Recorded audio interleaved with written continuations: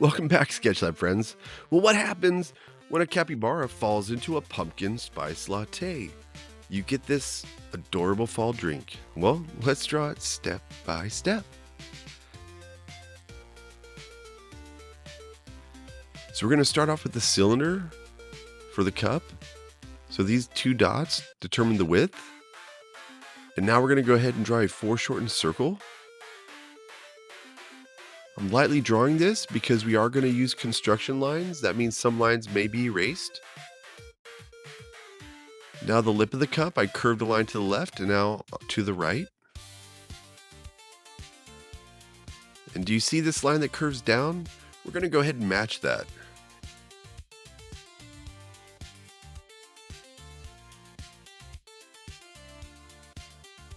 All right, so the sides of the cup, they're going to taper down. That means they're going to get closer together as you get towards the bottom of the cup.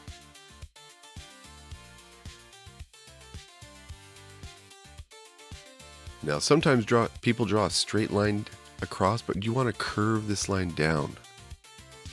Curve it down. Look at that, guys. We're off to a great start. Just clean up some construction lines. So as you know, as artists, we make adjustments as needed. I want to add just a little bit extra detail to this cup. So I'm going to add some little indentations at the top here. And once again, matching those same lines that curve down. So these are called cross contour lines. They're curving around the form, which is the cylinder we're creating. And I'm going to go ahead and do the same thing near the bottom of the cup. And as you notice, it creates overlapping. It makes this cup look even more three-dimensional.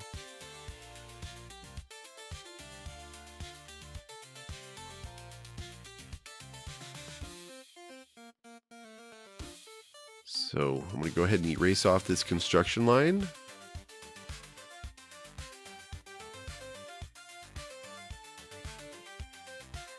And now's a good time to check your work, make adjustments as needed. So as artists, we're always constantly standing back, evaluating our work. Okay, so I'm going to kind of create this oval shape. And I purposely am making the pumpkin go off the edge of the cup. And this is also going to help this make it look more three-dimensional. So I'm going to draw the center rib of this pumpkin, which is an oval. And now I'm going to go ahead and curve a line out to the left. And once again, we're using overlapping. So this pumpkin is looking three-dimensional. Curving another line out to the left. And on this side, I'm curving a line out to the right. And then the pumpkin, like I said, that last line is going over, or it's going around the cup.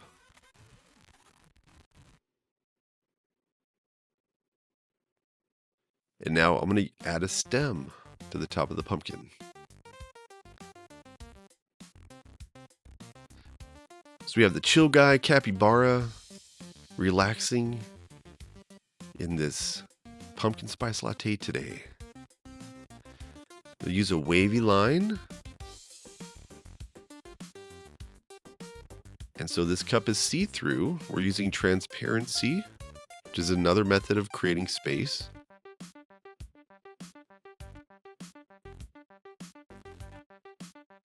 All right, now I'm going to draw the shape of the capybara. So I'm going to start with this line that's curving up. And as you can see, we're using construction lines. I'm drawing light.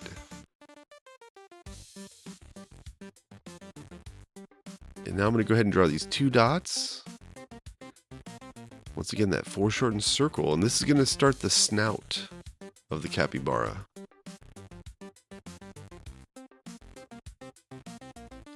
I'm going to erase out this construction line.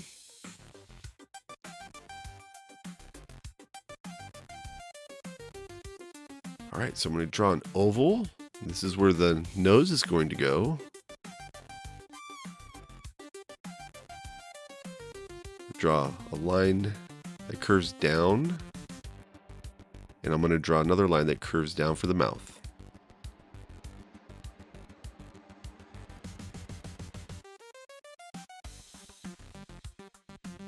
And that's going to be the snout. You can see that line that curves down to the left.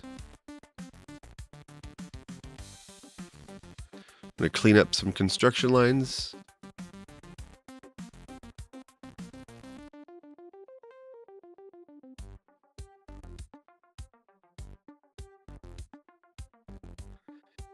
And now I'm going to go ahead and, like I said, just connect the snout to the head there. So this is a great example of sometimes we build with basic shapes and then we begin to change the outline. The shapes establish the size and placement, which is called proportions. You have a little ear.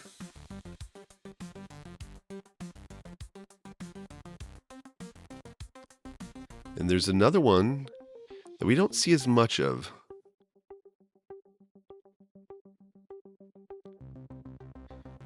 And have a little line that curves down for the eyes.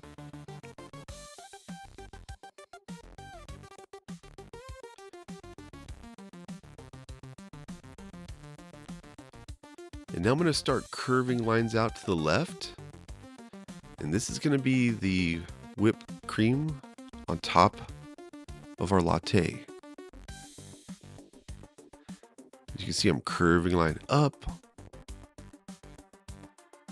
curving another line up.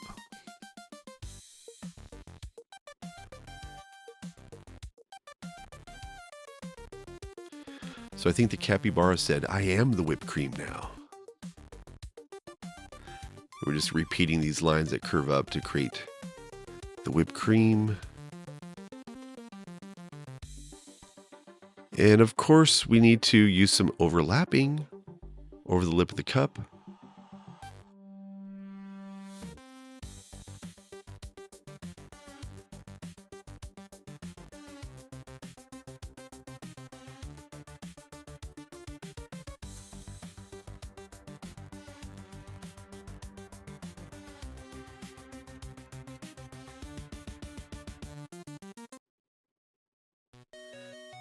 And now we're going to go ahead and draw the straw. So you can see the top of the straw is a line that curves up.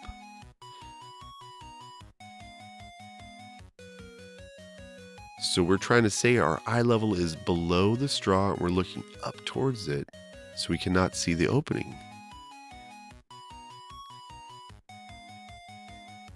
So as an artist, when you're using forms, you have to pay attention to your eye level. If something's below your eye level, you can see the top of it.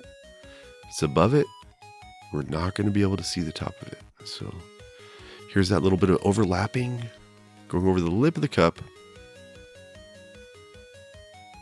And you can see just those little subtle details makes it look more three-dimensional. I'm just going to go with the Sharpie marker and begin outlining.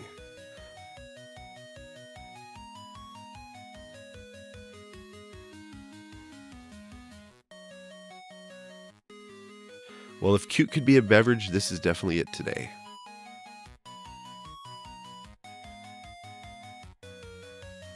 So I'm going to go in with Posca markers today, but you can color with whatever you have. I'm using ivory, which is a light yellow color. I'm going to put down that base color first. And so I always like to use at least 2 values when I'm coloring with Posca markers.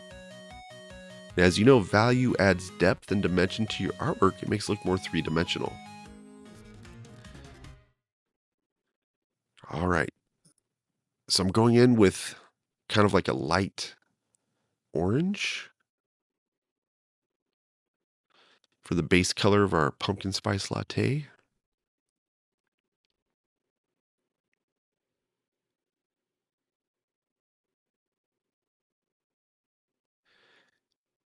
And now this is just regular brown from Posca.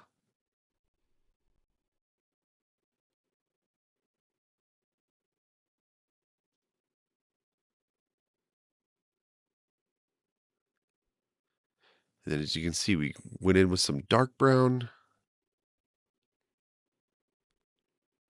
On the pumpkin, we used yellow orange and red orange. And there you have it, guys. Capybara pumpkin spice latte. Well, I'll catch you in the next video. Bye.